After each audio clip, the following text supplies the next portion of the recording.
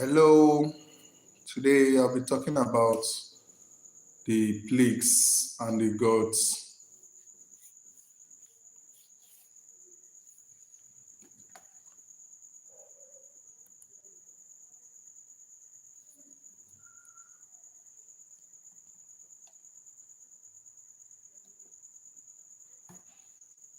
Jojo, thank you for the support.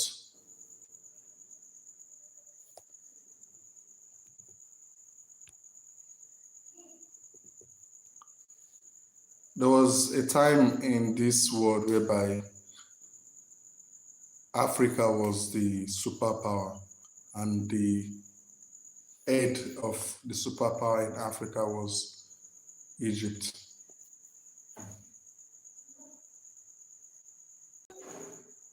Hello, Jojo, thank you so much for your support. So during this period in Egypt, something happened. They grew so powerful due to the fact that they had slaves, and the slaves they had were the Jews. These slaves helped the Egyptians to grow their empire, because mostly behind every empire, slaves usually thrive. Without slaves, all these empires won't be able to stand. They need people to do their manual jobs and labor easily without much payment. So the Israelites helped the Egyptians to grow their empire. So during that period, the Israelites were in serious slavery. They used them without payment until there came a time the God of the Israel wanted to deliver the Israelites from the Egyptians. And the Egyptians that time, they have so many gods too. They have Osiris, they have Oris, or these were the gods of Egypt then. They had so many gods in Egypt. So the Egyptians, they were a very powerful country. The country was very powerful and had so many food and resources. The Pharaoh of Egypt that time was like a god to his people. And being a god to his people, no one could talk to the Pharaoh of Egypt. No one could talk to him because he won't even listen to man, nor will he listen to God. He believes he was the pinnacle of the power of the world. When he speaks, everybody should listen, until Moses encountered a God. And this God we are talking about is not just, or it's not Oris, it's not Osiris, it's not all those Egyptian gods. The Egyptians, yes, they had gods, but this God I'm talking about is the God of creation.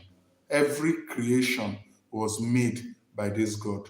That was the God of the Israelites. So when this God wants to save the Israelites, he appeared to a man whose name was Moses. Moses was a prince in Egypt, but because of his dealings with the Jewish people and the Egyptians, he had to run away. Being Jew was born to the Egyptian. Merci. Thank you so much. Thank you, Gael. Thank you so much. So, him being Israelite was born to. He was born an Israelite, but he was also an Egyptian because he was adopted from birth. Moses grew up with a love for his people, but he could not become part of his people because he was an adopted child by the princess of Egypt. So he used to go for all this hero job, secretly killing the Egyptians so that he will liberate the Israelites. So on one occasion like that, he saw an Egyptian beating an Israelite, like beating the Israelites. He wanted to beat the Israelites to death. Moses intervened, secretly fighting with the Egyptian, beat the Egyptian and kill the Egyptian. So he was now like, he had this love for his people because he was a Jewish man. And imagine a Jewish man seeing another tribe, another country people beating your country people. So he felt sad that the Israelites were suffering so much in the hands of the Egyptians, and the wickedness of the Egyptians were so much that they were looking at the Israelites no longer as human beings. They were looking at the Israelites as animals because of the oppression. This is what happened in human society. There is elite class. The elite class usually see the lower class to be nothing, especially when they are in the pinnacle of power. So the Pharaoh of Egypt will just say, okay, give these people their water, give them food, and let them build so thing. That was how they were able to build their pyramids and all the old civilization of Egypt. So Moses tried his best, but his best was not enough until he now tried to associate himself with the Israelite, him being a prince in Egypt. So one day, two Israelites were fighting. Moses now came and was telling the other Israelite guy, say, hey, why are you beating your brother?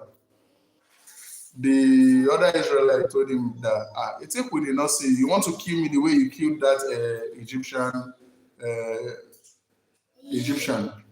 So Moses now figured out that, if this man had found out that I killed an Egyptian, that means the whole Egypt would have found out that I also killed an Egyptian, so I would be in trouble. This was what made Moses to flee away from Egypt. So Moses flew away from Egypt to a land called to a land of Maryland. When he got there, he himself never knew that he was going to be a great man because he had this passion to save Israel from Egypt. But passion without power is useless. If you have the passion to do something and you don't have the power to do it, you can never succeed. For you to succeed, you need passion and you need power.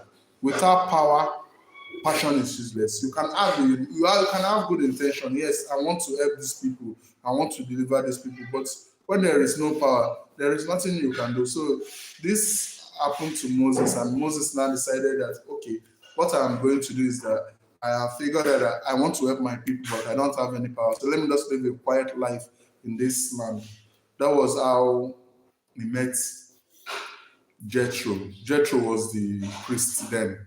And when he met Jethro brought him inside his family. So Moses was now ready to live a quiet life. When Jethro brought him inside his family, he was tending to the flocks and he fell in love with Zipporah, Jethro's elder daughter. So with everything he has seen, he was not interested in Israel matter at all because he knows that he cannot save the Israelites. To save a nation, you need power. Without power, you cannot do anything. So you need power to save a nation. Lenora, thank you. Thank you. Dries, thank you so much. Sonita, thank you so much. Thank you. Thank you for your support. I'm very thankful. Thank you so much. So Moses became an ordinary man taking care of sheep. He took care of sheep for close to 40 good years until he saw something. He saw a bush burning, but the bush that was burning this time never was burning. There was fire burning, but it was not dying. The leaves were not dying, but yet the fire was on the bush, but it was not. The bush was not burning, but there was fire. So it was like, see, I want to have a good sight. I want to see what's happening in this place. That was what led Moses to go and check the bush out. When he got closer to the bush, he was saying, oh, what kind of wonder is this? What kind of magic? What kind of miracle is this?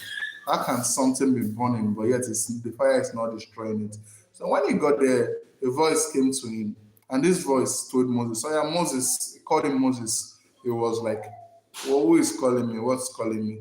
I said, Moses, he said, pull your slippers, pull your sandals, because the land in which you're standing is a holy land. Moses was like, hey, who are you? Who is talking from? Who are you? Who is talking? Because he only saw fire, never had anything. Then the voice now told Moses, that I am the God of your father, Abraham, Isaac, and Jacob. So Moses was like, the God of my father, Jacob, and Abraham. So he was like, he saw the wonder of the fire. So he was like willing to listen to the presence that was there, because the presence was there, was a kind of spiritual presence, seeing fire burning, but yet the bush was not being destroyed. So he was so very interested in seeing what was going to happen. That was how Moses pulled his slippers, and the voice now told him, I have seen the suffering of my people in Egypt. Then Moses was now like, but now I have come to deliver my people. So I'm going to send you, Moses, to Egypt. Moses said, my God, the God of my father, you want to send me to Egypt. I am not eloquent in speaking. I am not good at speaking. I cannot do this job. You should send another person. Then the spirit behind the fire now told Moses that I am the one that gives mouth to people to speak. So when I say I am going to send you, I will empower you. Moses was like, how are you going to empower me? Because Moses was with a stick. Imagine a shepherd is always with their stick tending to the flock. And I said, okay, drop your stick to the ground. Moses dropped his stick to the ground. Instantly, the stick became a snake. Imagine a stick changing form from wood. Everybody knows what a wood is, into a serpent. That's to show you that this is either reality manipulation. The God behind the Moses was not just a mere God. It was a God who could change reality. Changing wood into snake is not a mere. It's not a mere magic. It's not a mere magic. It must be a very powerful being that will be able to transform one substance into another. So that was what happened though. Moses witnessed the miracle. Then he was like still like grudgingly doubting. Then he now told Moses, okay, Moses, put your hand inside your coat and bring it out. He did that. When he brought out his hand, it was like the hand of a leper. And I said, I put it inside again. And I put it inside and brought it out again. It became a normal hand. So Moses was like, wow, this God is very powerful. But he does not know how to do the mission that was given to him. Most people today, we have this direction, we have this revelation by the Spirit to do something, but we don't know how to start. We don't even know where to start from.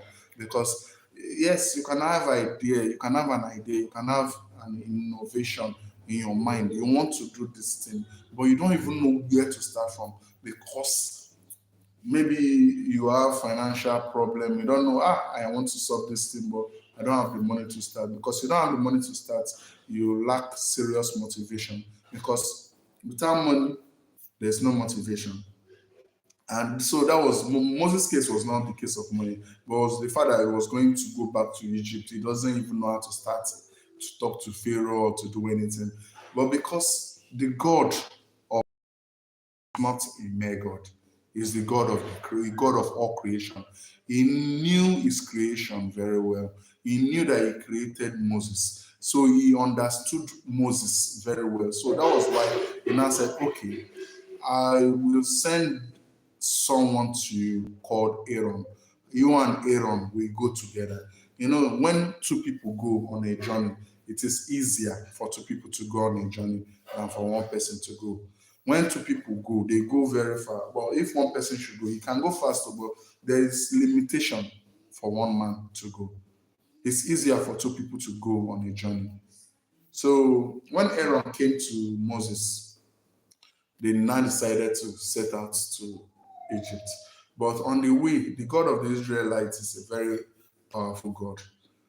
He wanted to kill Moses. So the reason he wanted to kill Moses was because he wanted to make Moses a leader. And for you to walk with the God of Israel, it must be holy. It does not mean that you have to be 100% righteous, but you must do your extreme best to be holy. Because the God of the Israel is the chief God of all other gods. There are gods in this world, not only one. We have plenty of them. And behind them, we have the secret cults. we have the religions, All these gods rule the world, they rule the world.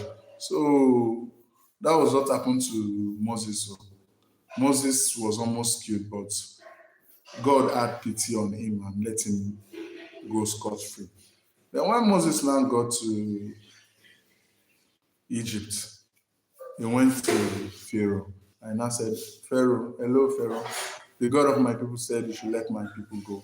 This was where the contest of the gods began. I'll be back in 2 minutes. Please, just give me 2 minutes.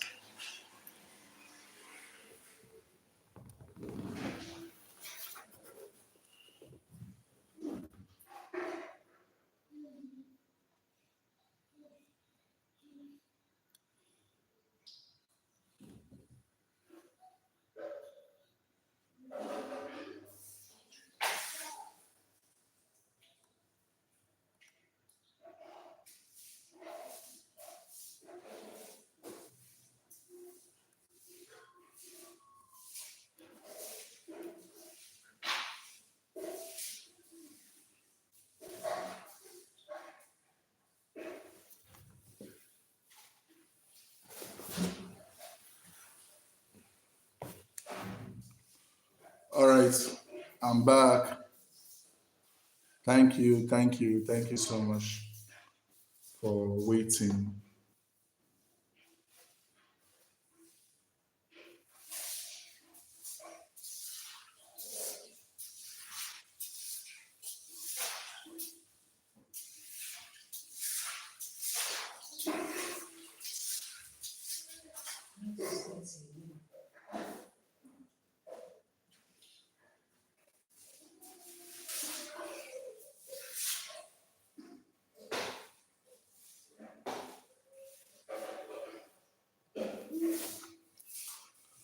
So that was how the contest of the gods started, though. The God of creation and the plenty gods of Egypt. So this is how they started it. The God of creation told Pharaoh, Pharaoh, you are a deity, you are a king, because the Egyptians then believed that their Pharaoh was a god. That was why he was able to rule them. So Moses, being a speaker to the God of the Israelites, now told Pharaoh, the God of our people said he should let them go so that they can go and worship him. Pharaoh was like, who is your God? Where does your God come from? Imagine a God trying to talk to a God. He now said, imagine this Israelite. It look like not working enough. Oh. If they're working enough, they will not send somebody. They want to be lazy around. They don't want to do anything. Pharaoh got angry and told Moses to get out from his palace, and he sent his soldiers to the Israelites. The work you people have been doing now, you have to do times two. If you people were producing 40 blocks a day, you have to produce 80 blocks now. The Israelites got sad and told Moses, Moses, why have you come back to Egypt? You came back to Egypt so that our suffering will improve, or what? Why? What did you tell to Pharaoh that Pharaoh have decided to make us suffer more? So Moses told them that, okay, don't see the wonder of the God, so of your forefathers. So Moses now went back to Pharaoh and said, since you decided not to allow my people to go, the God of Israel will punish you. First, he's going to make the Nile River become a river of blood. So, and during that time, water is a source of survival. Every region that has water survives. Every region that have water, we're able to go civilize, we're able to create, we're able to have technologies. So with the technology, we were able to advance. That was how Moses turned the river of Nile into blood. And that time, the river of Nile had a god, because the Egyptians had so many gods. One of the gods of the Egyptians was give me a minute.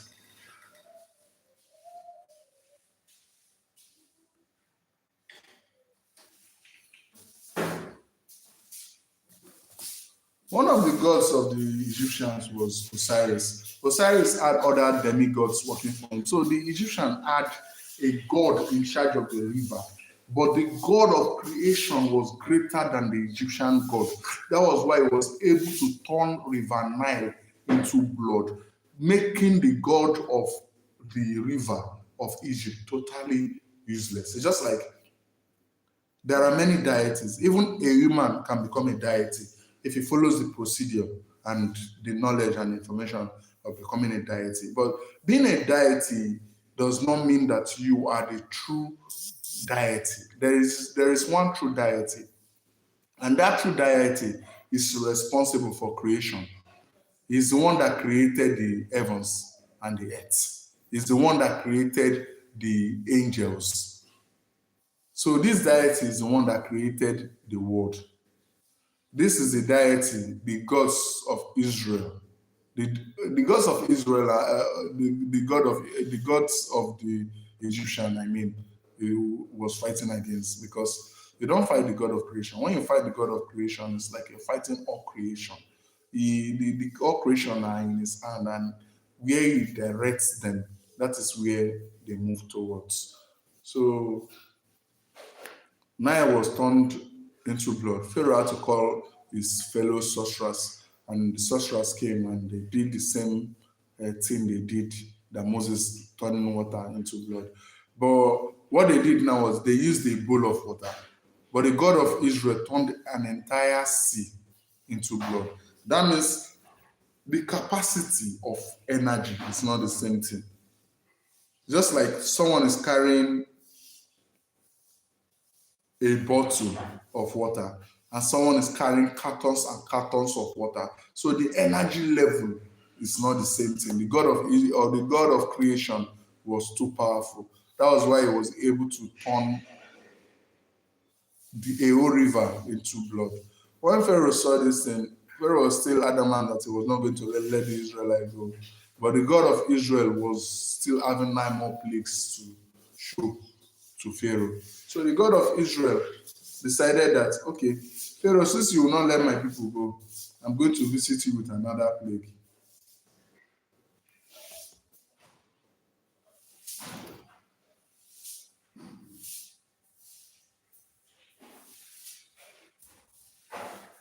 So after the God of Israel visited Egypt with blood, and Pharaoh was still stubborn, he sent frogs to them to torment the Egyptians.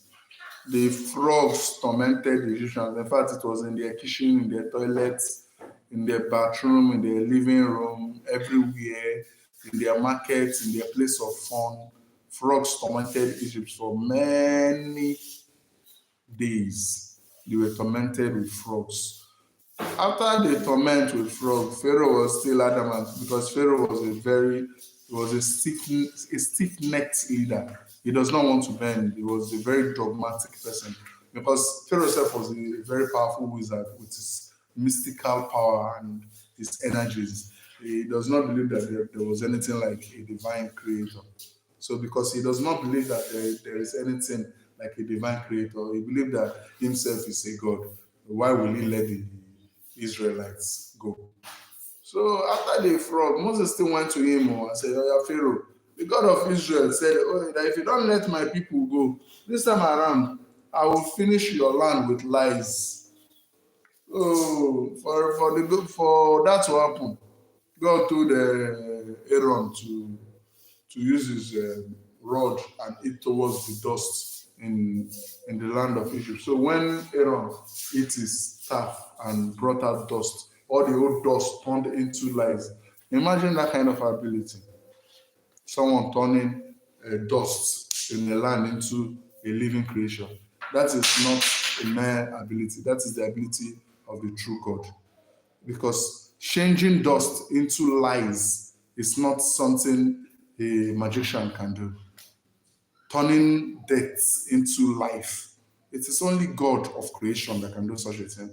There is no God anywhere that I know that can turn sand or the dust of the earth into a living thing, apart from the God that created the universe. So after turning dust into lies, the Pharaoh still refused because Pharaoh was a very powerful wizard and he was a warlock, very powerful mage. He was powerful. For him to rule Egypt, a country ruled or a country of many sorcerers, gods, and deity, magician, he was not just a mere man. Pharaoh was extremely powerful. So because of that, Pharaoh refused to. Instead, he was making the Israelites suffer more. Then the God of the Israelites decided to show Pharaoh another mirror. He wanted to show him another sign that he is the true God. This time around, the God of creation decided that, okay, I will use flies to torment the Egyptians. So he made Moses and Aaron to create flies. There was so many flies in Egypt, but in the land of the Israelite called the land of the Goshen land, there was no flies there, but the Egyptians were tormented seriously. They were tormented morning and night, afternoon and evening, serious torment. So this is what happened. Pharaoh was still adamant. The Lord of the God of all creation still visited him with different sicknesses. His livestock died. After his livestock died, there was boil all over his land. After there was boil, he used hail to destroy them. He even after sending hail, he sent locusts to eat their farms. After locusts finished eating their farm, the God of creation still created darkness. There was darkness in the land of the. It's not. I'm not talking about lunar eclipse. I mean, in a particular region of the world, darkness prevailed for many days. Many days, the Egyptians could not see light, but yet Pharaoh was very stubborn. You know, kings these days they don't listen, especially when they are not being directly affected. Until God decided that, okay, I am going to do this to the Egyptian, making it the 10th plague. After this, Pharaoh, no, we have no ability to object my will. This time around, what did God of creation do? The God of creation told Moses to tell the Israelites to kill the ram and put the blood of the ram on their doorpost because he's going to visit the land of Egypt. And once he visits that land, every firstborn of every creature, animals, humans will die. So this is what happened. The Israelites caused that day the day of Passover. That was what happened. The Israelites did the Passover sign on their doorpost. Then in the night, God released one of his angels to go around Israel. And that angel slaughtered every first child of the Israelites. When Pharaoh saw that his son was dead, this time around, what will Pharaoh do? When he saw that his son was dead, he had no choice. You just have to let the people go because this time he was directly affected. The first time he was not affected really. He's a king. So if people were suffering 1%, 100%, he's suffering 1%. Now when his son died, he was so grieved because he knew that the God of Israel was powerful enough to take his life if he wants to. But because the God of creation is a God of dialogue, it's not a God that acts without consulting you, without listening to your own point of view. It's a God that will listen to you, and you have the right to talk to him. You have the right to express yourself to him. You have the right to tell him that, okay, this is the reason I am doing this, and this is the reason I'm doing that, and he will listen to you. This is the God we're talking about. It's not a God that just comes and does things without negotiation. If the God of creation wants to punish you, you have the right to say, oh Lord, oh God, please, I know that what I did, I did not understand myself doing it. Please forgive me. Then the God of creation will ask you, why should I forgive you? Because the God of creation is a God of dialogue. It's not a God that just punishes his people, or punish people without dialoguing with them. It's not a wood. It's not a robot. It's a God that will talk to you and you talk back to the God.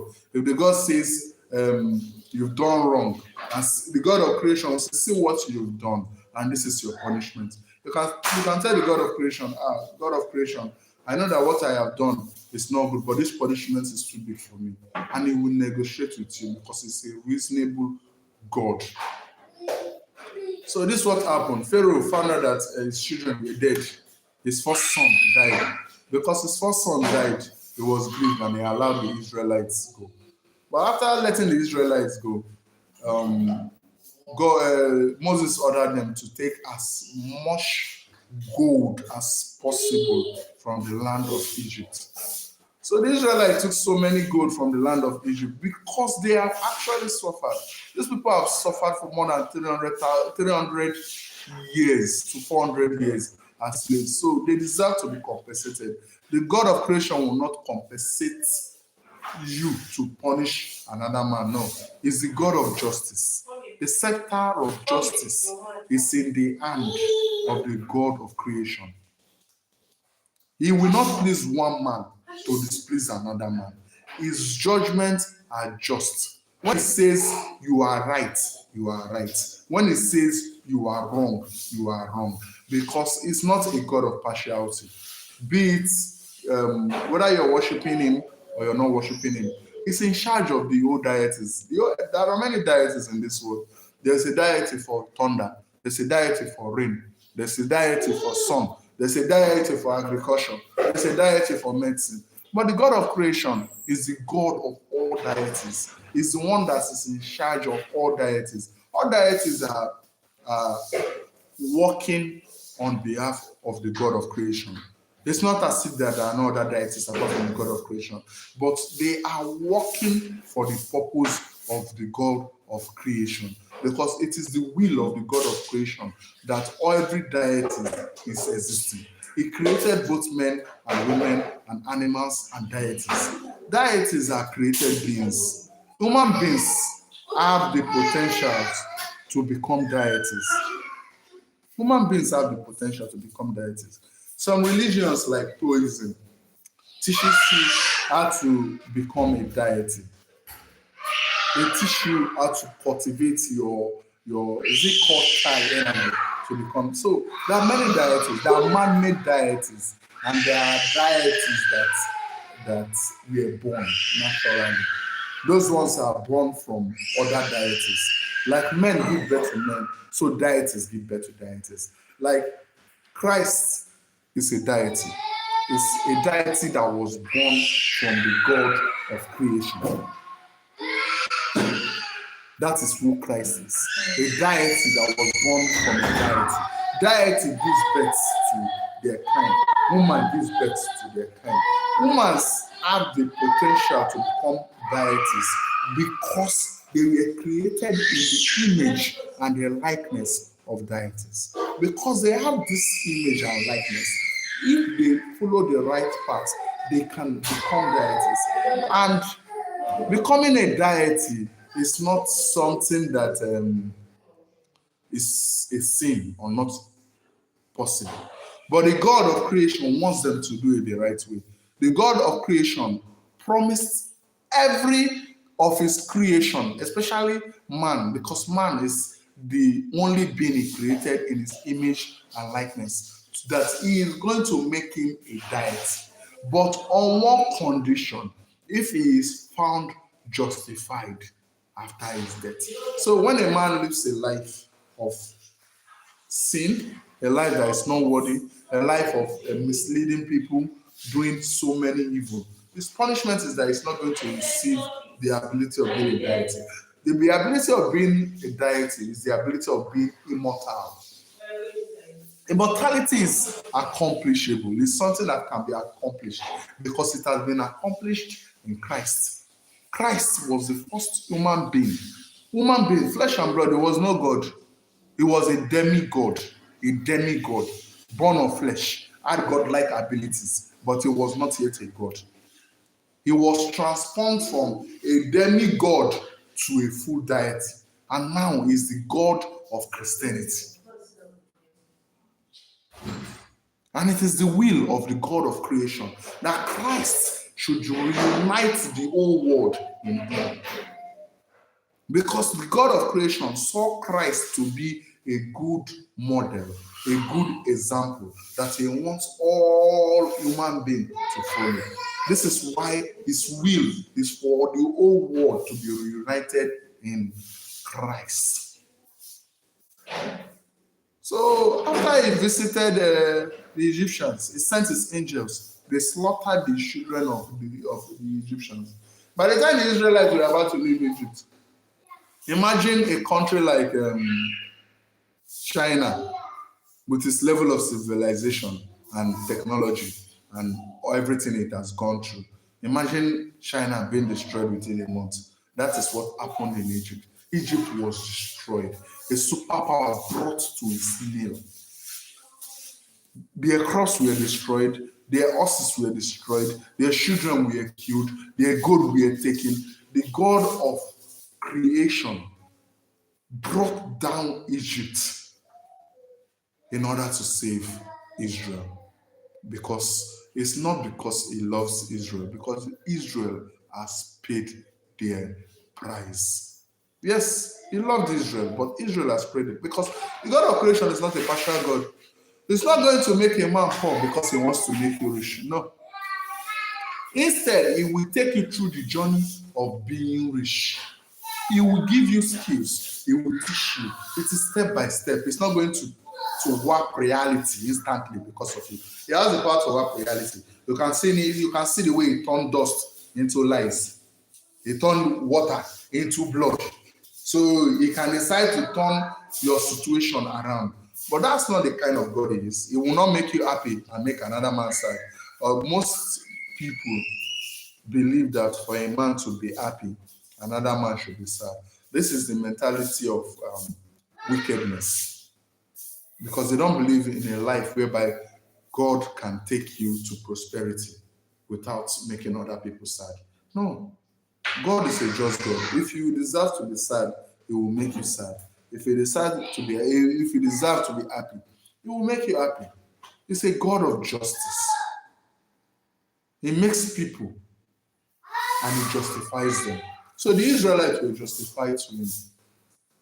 That was why he brought Israel out of Egypt. Everybody knows that slavery is not a nice thing. Nobody wants to be a slave to another man. I don't want to be a slave.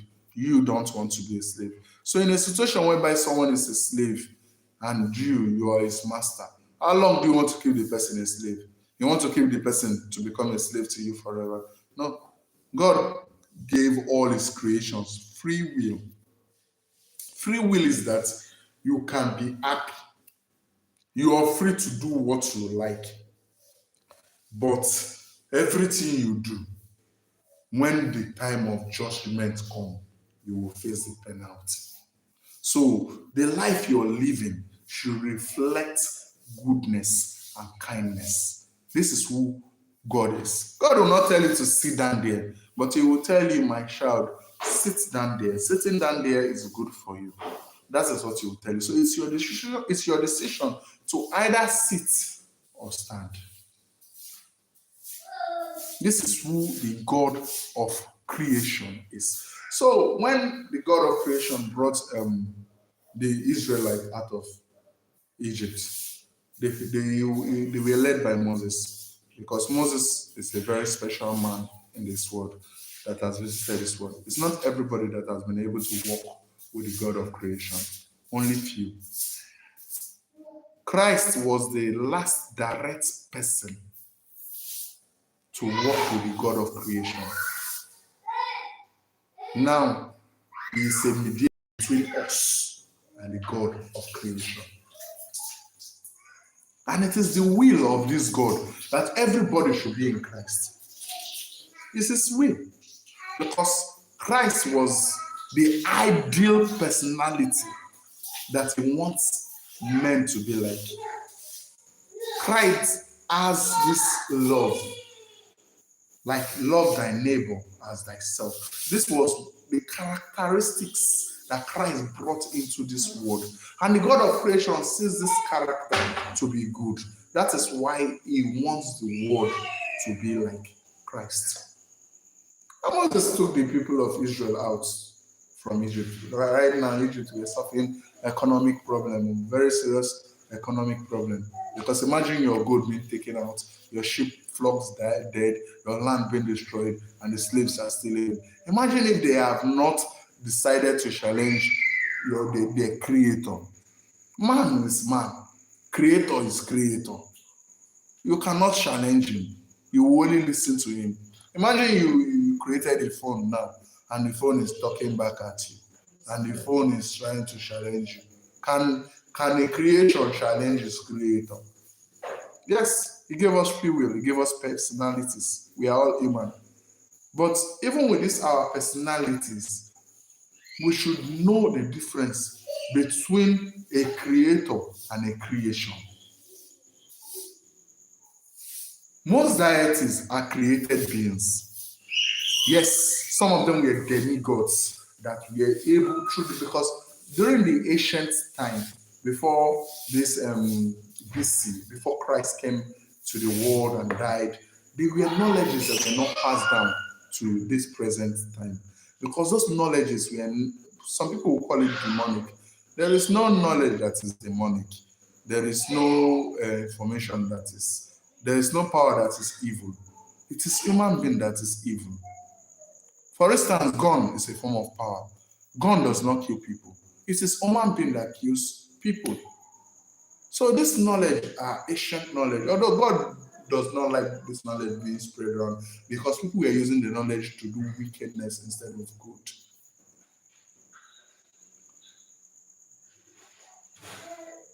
Imagine God gives you something.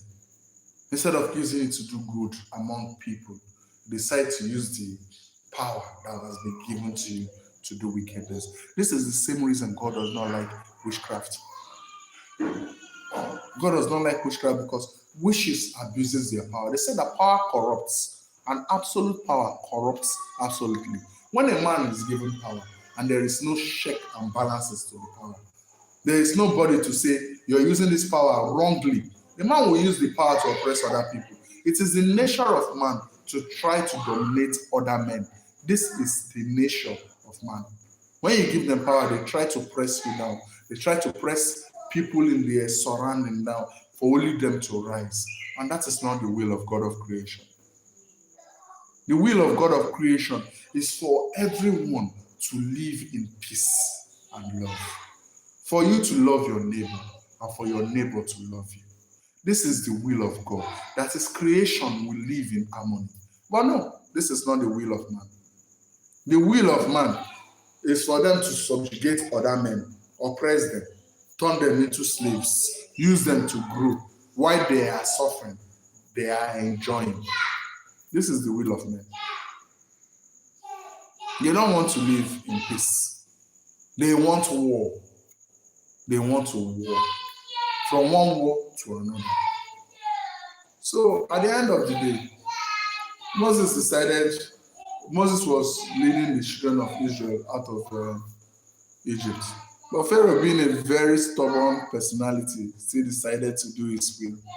He sent people after Moses.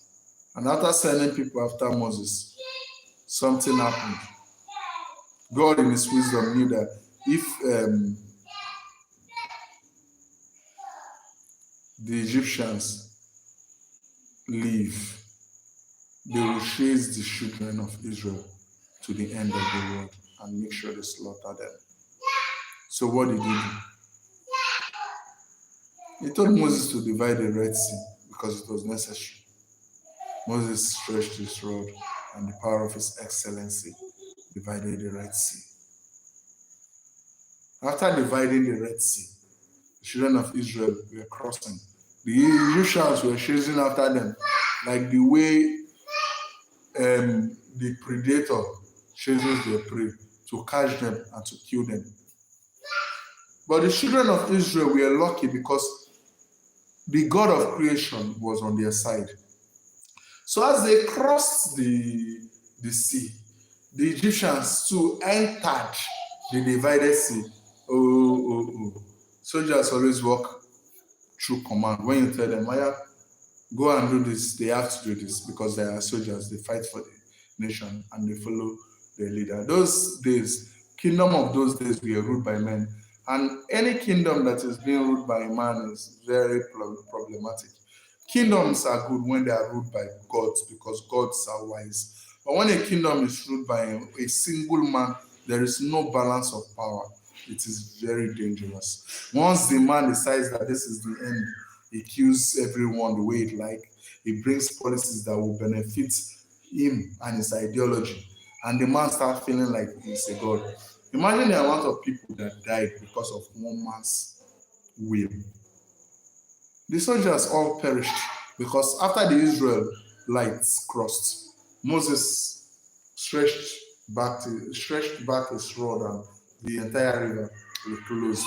And that was how the Egyptians all died. So you can see the context of power. Egypt had powers. All the old gods were in Egypt because every hegemonic power have the attention of gods. Spirits with supreme power stays with beings, human beings that are in high position because they control the world through that human being in that high position. This is their will. So this is what happened though. The gods of Egypt fell to the hands of the supreme creator because Egypt was conquered. Egypt was destroyed. Egypt was in a manner that themselves, they were not able to get back to themselves. The magicians and all of them, they experienced something that was hard to explain. They saw a power of supreme energy, power that does not match with other powers. Yes, there are powers. There is 1 kilowatts of electricity volt per second, but there is million kilowatts. Spiritual powers are not too different from each other. It's just like technology. This one has pistol. This one has machine gun. Is it the same thing? The deities of Egypt, what they had was pistol, and the god of creation had machine gun. So it's not as if that there is only one deity. Yes, there are many deities and there are many forms to gain power. But it's not the fact that a deity has power does not make that deity the supreme god. What makes a supreme god is the power he possesses. The god of creation did not divide the river. He divides ocean. Red Sea, divided the whole Red Sea. Imagine a sea being divided. Yes, not that other deities cannot divide water, they can divide water. But we are looking at the volume of energy that is released. This is to show you the difference in power. I can have a gun that can fight on the streets, but I cannot take the gun to fight in a war front. You can see the nation states we have. America is a very powerful nation. What makes America powerful? America is powerful because of what it possesses, the ammunition it possesses. This is what makes America powerful. Economy is not the actual power. A country can be economically strong, but if it does not have military might, it's weak. Because for every system to be established, there must be a war. So behind every economy, there must be a war. America is the strongest nation in the world, and it will remain like that for a very long time until there is another country. Yes, people believe that economic might can build military might, no doubt. Economic might that is being channeled into military might will enable the military might to grow. But military might is always military might. It's only a man that does not have wisdom that will fight a man with gun. You don't have gun, you want to fight someone with gun. That's foolishness.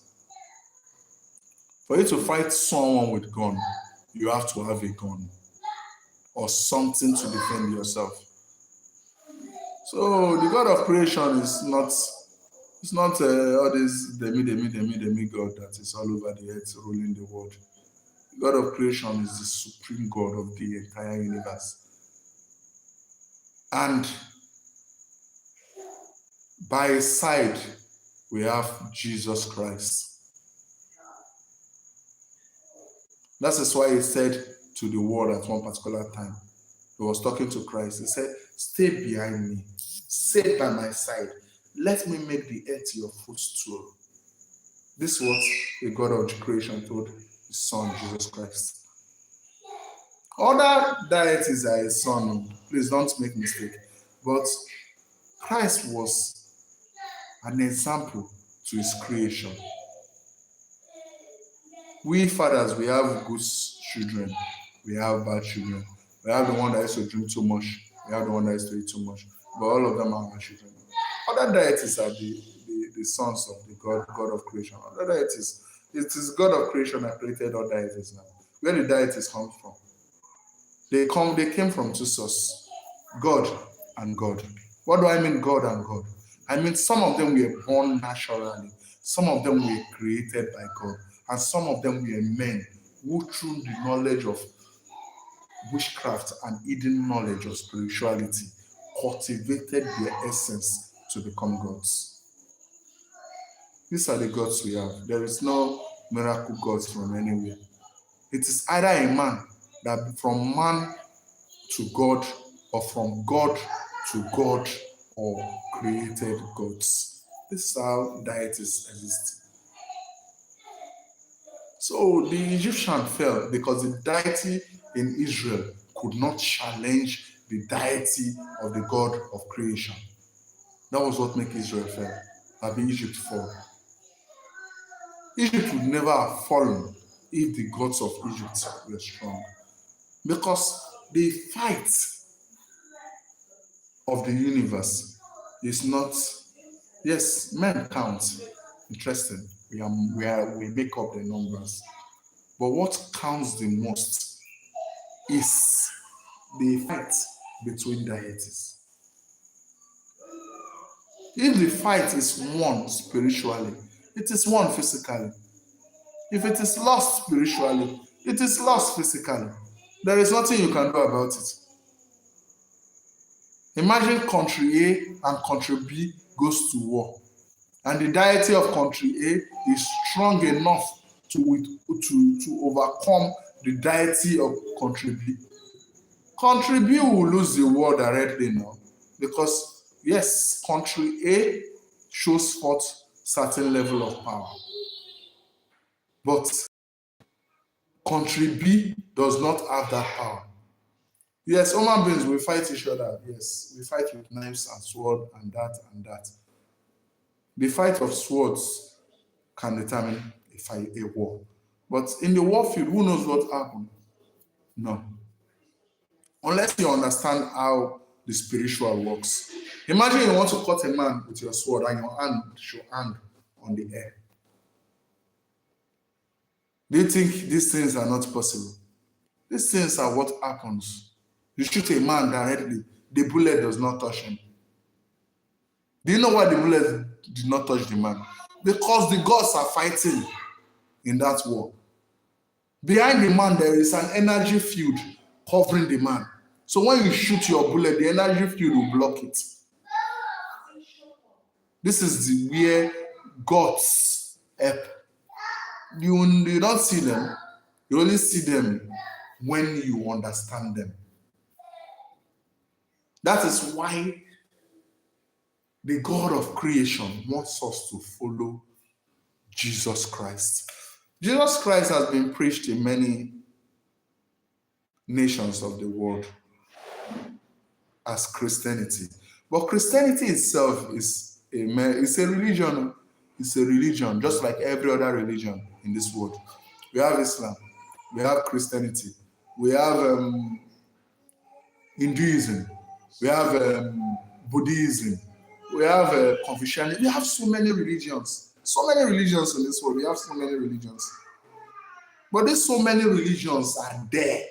But the religion does not mean that their God is the supreme God. No. The supreme God is the God of all the old gods. The God of all the old gods. That is the supreme God. The God of Confucianism, the God of Hinduism, all of them are under the supreme God. But don't make a mistake. It's not as if those gods are created from evil. No, there is no God born out of evil. Every God is a God. But the same way we are persons, gods too are persons. The way we have good people and the way we have bad people, that is the way we have good gods and that's the way we have bad gods. Some gods think about others. Some gods don't think about others. All they think about is themselves. But Jesus was a God that the Creator used to give an example. That was why he told him to die for the sake of man. And he obeyed. He's a selfless God.